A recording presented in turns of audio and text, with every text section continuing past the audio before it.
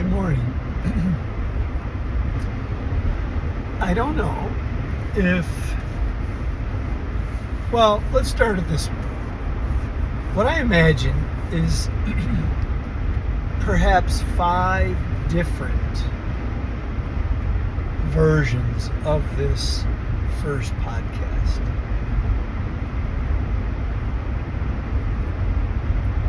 And I want to start with the idea that this is not anything to do with selling as much as throwing out there that it's an opportunity to get some access to information that probably isn't going to come any other way but with experience and or the school of hard knocks. So my intention is to put myself out there as a resource to people that are inclined to appreciate or want this kind of resource. I can't even get into that population that has no interest in it because I hope they've already turned off the video and could care less, which is okay. I think there was probably a time when that was me. But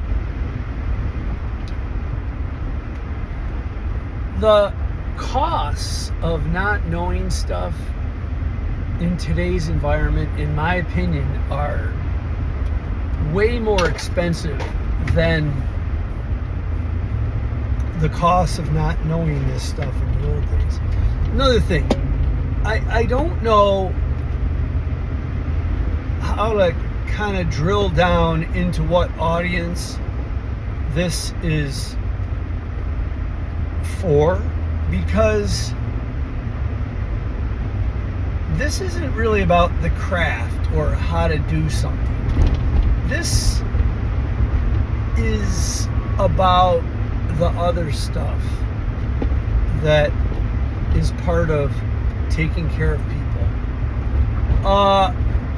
If you're content to kind of work in a model that is taking care of everything for you, the business, the communication, the people, the challenges, the management, the soul-searching, tough part of it that you have to go through yourself and other people aren't doing it for you, then maybe this is something that you should consider listening to.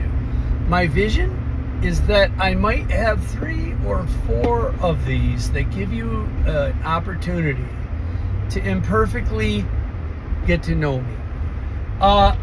I don't really want to talk too much about me, but I'm in private practice 46 years, love what I'm doing. My dad was a dentist, my mom and sister were hygienists, my next brother is a dentist, my other brother is a gynecologist. We come from healthcare, physicians and dentists, maybe 20 of us.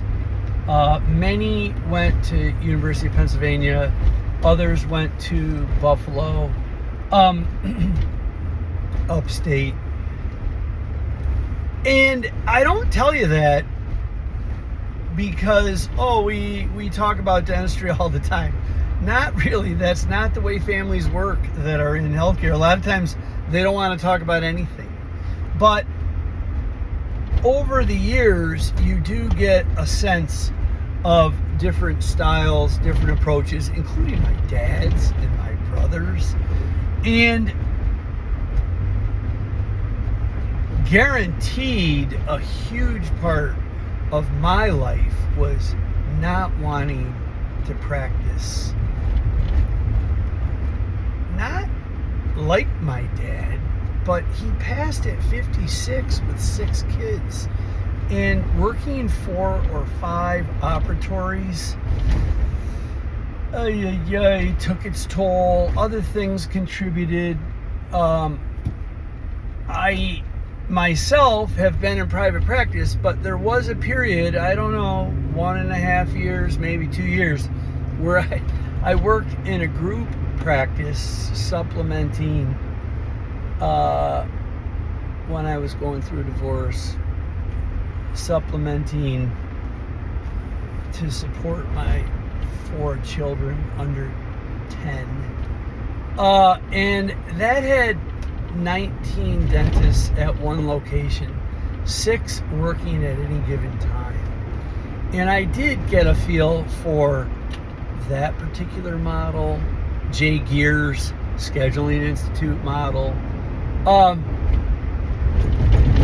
I liked aspects of working in that practice. I think it was a break from private practice.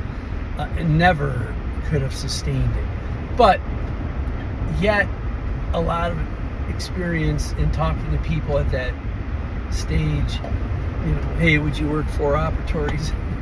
No, I don't really want to work 4 operatories. What do I got? 1, 2, I have 4 operatories now, 1 hygiene, 2 that I work, and 1 overflow. But I don't really want to get into the craft or that part of it. I guess I can. But my real point is that there are things going on now that are different. 50% is women. Big. I have an assistant right now who's applying to dental school. She's a very strong student and really a very strong learner.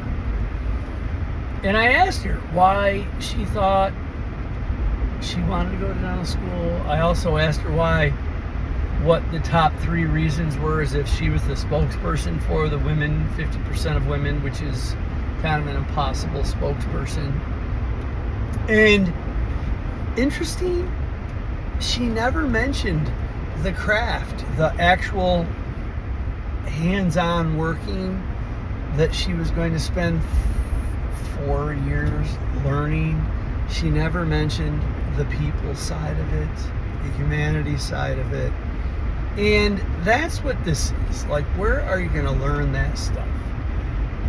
I did tell the story somewhere in one of these practice videos about how many years ago my youngest daughter was born with, a challenging situation with the sutures of her head and no soft spot, just for the actual name, and took her to Children's Hospital, Harvard Medical School in Boston. I went to school in Boston. And while we were there, 10 days, 12 days, I went to the Harvard bookstore across the street, and there was a book there. I kind of used the place like a library, and I was reading for a week or longer. And in there was a quote that haunted me. And it said, the rot in healthcare is going to continue until we revisit our 3,000-year-old tradition as healers. And that haunted me. It went through me, and I was like, well, where would you go to learn the 3,000-year-old tradition as healers? And I see that as a little different than the craft, the hands-on technical science stuff that we need to know. And this is about an opportunity to get access to some of that information, my version of that information. And I think it would work good with people that have similar values, people that have different values. It's not going to be a good fit. So this is an intro, 9 minutes that you can start with, and I'm going to throw out another 9-minute, 10-minute video. Here's another one if you want to listen to me further. In there, I'm going to begin to lay out some things that I think you need, but I think it's much more than a sentence. Hey, here's a sentence, something for you to think about. It's more than that. It's that this might lead to some curiosity on your part that, geez, maybe I need to work with somebody with my questions, with your questions about this. And it isn't necessarily that you go to the best person you can find, which is always kind of the burden, but where would you go alternatively to ask questions in a one-on-one format? And that's what I got in mind. I got in mind a way for you to one-on-one, Zoom, or however you want to do it, interact with me.